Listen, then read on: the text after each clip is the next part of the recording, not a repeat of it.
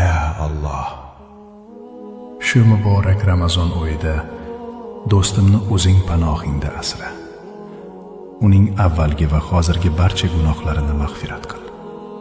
Bilganini ham, bilmaganini ham kechir. Agar qalbida og'irlik bo'lsa, yengillik ber. Agar yomon odatlari bo'lsa, ularni tark etishga kuch ato et. Uni nafsiga g'olib qil. Do'stimdan o'zing rozi bo'l. Qadamlarini to'g'ri yo'ldan ayirma. Ota-onasiga uzun umr, baraka ber. Ularni umra va haj ziyoratlariga olib borishni do'stimga nasib et. Uni hech qachon kambag'allik bilan, muhtojlik bilan sinama. Odamlarga masxara bo'ladigan holga solma. Rizqini keng, qalbini pok, yuzini yorug' qil. Ramazonni uning hayotida yangi, pok bir sahifa qilgin. Amin.